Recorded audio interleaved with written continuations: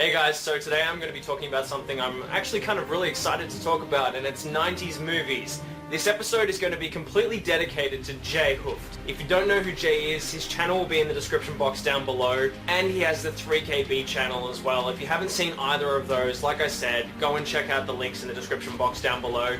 I love Jay, he's an awesome guy, he's been doing great things for a lot of people. He's even got a Facebook page that is designed for people who have had troubled times and want to connect with one another and actually communicate properly as a proper community, I guess you would say. So I just wanted to say a giant thank you to Jay first off before I get into anything, and just say that thank you very much for all the stuff that you've done for everybody, and thank you so much for not dropping your channel at all and continuing on doing the things that you've been doing with your channel. I know that your channel has changed a lot in the last few months, but you're still doing what you love doing, and so for that, I just wanted to say good on you, man, and I hope things continue to progress to get better and better over time. Now obviously in this list there's going to be a lot of movies that I will not be able to cover because there are so many movies of the 90s that were just so damn epic. I resonate with these movies in multiple ways, and I'm sure everybody feels the exact same way when I say that most of the 90s movies that did come out then are just so much better than movies that are made today. Today's movies, I don't know what's happening with movies, they seem to be just going down the shitter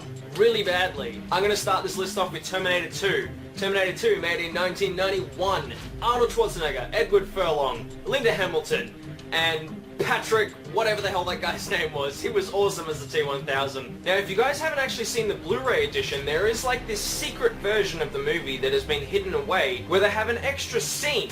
And it pretty much just comes down to the T-1000 is trying to find out little things, extra things about John Connor, something that he can use to help him find out how to get to John Connor. So the T-1000 actually goes into his bedroom, and he's just walking around just touching everything. And he ends up coming across this shoebox. Not going to say anything more than that. If you haven't seen the version and you have it on Blu-ray and you haven't seen that version yet, try and look around on the Blu-ray and you will find it there somewhere. The scene only goes for a couple of minutes, but it's still interesting to see that little addition to the movie. Another milestone in the 90s was actually a horror movie that reignited the horror genre itself. Wait for it. Hello? Hello? Scream, that's right, directed by Wes Craven, made in 1996. This movie is iconic. What's that noise? Popcorn. You making popcorn? Well, I'm getting ready to watch a video. Really? What? Oh, just some scary movie. You like scary movies? Uh-huh. You never told me your name. Why do you want to know my name? So I want to know who I'm looking at. I love this movie for multiple reasons, mainly because of the fact that it did have the balls to do what it did. But not only that, do it well. The cast and crew made this movie perfect, especially using the score from Halloween. Like, I know it's not the actual score in Scream, but they do use a large chunk of the end of the movie with the score from Halloween. And that just like intensified the movie a lot. The movie itself is thrilling, it's fun, it's energetic, and it's got that, damn, I'm gonna love this movie in like 20 years or whatever. And I still do, you know, it's nearly 20 years later, and I still love the movie very much. It's still a movie that I probably will love forever. Someone is playing a deadly game. It all began with a scream over 911. Someone who's seen one too many scary movies. And the way that the movie is actually made, it's like it's poking fun at, you know, the way that movies are made, like horror movies and stuff like that. Do you like scary movies? What's the point? They're all the same. Some stupid killer stalking some big-breasted girl who can't act. She's always running up the stairs when she should be going out the front door. It's insulting. The movie critic, played by Jamie Kennedy, you know, him being in the movie and being the role that he is playing seems to just really grow on you in more ways than one. Like, pretty much almost immediately. There are certain rules that one must abide by in order to successfully survive a scary movie. Number one, you can never have sex. Hey, it's me. Never, ever, ever, under any circumstances, say, I'll be right back. Because you won't be back. Get another beer, you want one? Yeah, sure. I'll be right back. Another movie that everybody still loves to this very day, and special effects wise, it holds up. No questions asked. Follow me.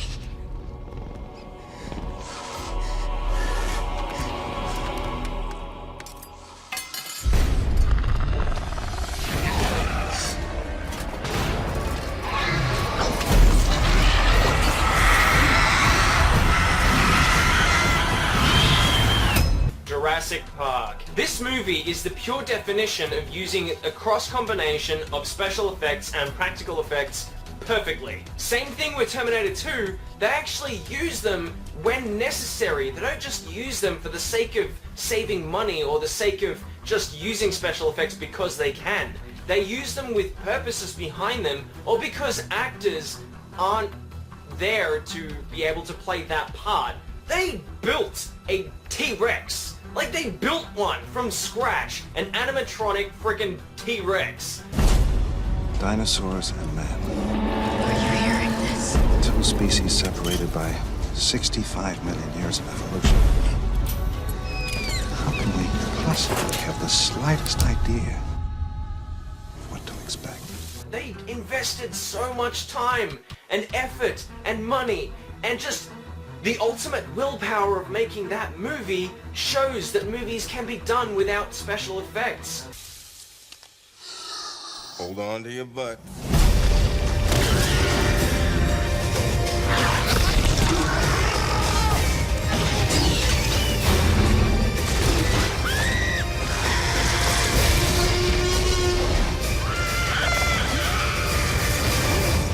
Why do we have to rely on special effects now so much? Most of society is not dependent on them. We enjoy movies now more when they're not using special effects than when they are. Now, I know that Avatar is a huge special effects extravaganza, but it's not just that on its own. That movie had the ability of being able to tell a fantastic story whilst using special effects in the appropriate way that they did. And so for that reason alone, that can just be excused. That movie itself was just an absolute and utter roller coaster of an adventure, that movie, and everybody enjoyed it from start to finish because of its story and because of everything that surrounded the story as well in the movie itself. But let's move away from things with special effects and action and stuff like that. Let's move on to something like comedy. Were there any good comedies in the 90s? Yes. I'm just going to read from my list because there is just too many movies that I'm not going to be able to remember quick enough to be able to make it worth explaining on camera without a list. Liar Liar, The Mask, Ace Ventura, Clerks, 10 Things I Hate About You, South Park, Bigger, Longer and Uncut, American Pie, Groundhog Day, Home Alone, Beverly Hills Ninja, Wayne's World, Billy Madison, Happy Gilmore, Kindergarten Cop, and There's Something About Mary, plus more. Now that's just a small list in just the comedy genre. And if a lot of people out there are just like, oh my god, this person doesn't know anything, he's just talking about comedy movies and he's just talking about, oh, come on, man, really? If you really want to be that picky, okay, I will read out this page. Terminator 2, Demolition Man, Judge Dredd, Die Hard 3, The Matrix, Time Cop, Point Break, Speed, True Lies, Hot Shots 1 and Part 2, Con Air, The Rock, Last Action Hero, Tombstone, The Last Boy Scout, Bad Boys, Fortress, Under Siege, The Assassins, Mortal Kombat, Bulletproof, Broken Arrow, Independence Day, Total Recall, Face Off, Universal Soldier, The Rocketeer, The Patriot, Starship Troopers, Casino, Jackie Brown, Pulp Fiction, The Green Mile, Boogie Nights, Titanic, American History X, Once Were Warriors, Goodfellas, Reservoir Dogs, Braveheart, Dante's Peak, Very Bad Things, The Mighty Ducks, Jerry Maguire, Seven, The Beach, Natural Born Killers, The Sixth Sense, Johnny Mnemonic, Ransom, Two Hands, The Crow, Eyes Wide Shut, and Silence of the Lambs. That's just one page. There are so many movies that just really strike a chord in everybody's hearts and minds. All the movies of the 90s, whether they're campy, ridiculous, fun-filled, heartfelt, adventurous, action-packed, totally shit-your-pants scary, it doesn't matter. The 90s was the decade where movies peaked, in my opinion. We do have some good movies in the 2000s, but not enough to be able to say, okay, it's on par with the 80s or the 90s, or even anywhere before the 2000s. As soon as we hit, like, in the 2000s there, it's like movies just started to die. All people are doing now is creating remakes, grabbing ideas from all these other movies, meshing them all into one genre, and making it so it makes sense to us, but it just doesn't. They don't work. And then on top of that, they try to fool us by believing that special effects is the right way out of it. It's like, oh no, we can fool our audience by just being like, okay, we're gonna use special effects for this entire scene. I Am Legend is a great example as to why they did not need to use special effects the entire time. They literally used every single bad guy. They were all CGI animated. That's beyond me, and totally beyond me. And movies of today that try to use practical effects fail and fall on their ass because they didn't focus on the story, the characters, the writing, and everything else that was supposed to surround it and make it that much more enjoyable. Hell, take TV shows for example. Power Rangers is a great example. Now that show used nearly all practical effects for the entire show, and it was campy as hell. It was ridiculously silly and totally balls to the wall. What the hell? But we enjoyed it for what it was. We enjoyed the fact that they were trying to make it fun. Kids' movies of the 90s skyrocketed more than ever before. And more than one of them made you upset. Not upset in the way that it was bad, but because it was truly heartfelt. You could feel the passion made behind the curtain. You could feel it. You could feel that character's pain. Even if it was a drawing, like The Lion King. Totally hand-drawn. Or at least most of it anyway, like 99% of it was. You could feel Simba's pain. You could feel Scar's hatred for Mufasa. That's another movie that was truly iconic for kids. Like that's a movie that will forever be remembered. Like Toy Story 1 and 2. Toy Story 1 especially. The character Sid and like all his little Frankenstein dolls and toys and stuff that he's pulled apart and put back together again in all sorts of weird and wonderful ways. Like just seeing those things. They just gave you the heebie-jeebies temporarily, but they still did, especially the final sequence of the movie when you're watching Toy Story and you see all the dolls come to life and stuff rising out of the sand, but combined with the music, that just like, it hit you. Then you got like other movies as well, like Aladdin, Beauty and the Beast, The Iron Giant, Hook, The Sandlot, and Little Giants. Probably some of my favorite 90s movies would have to be ones like Matilda and Hook and Jumanji. Wayne's World is definitely on this list. I have to talk about this movie. This was probably one of the funniest movies of the early 90s, period.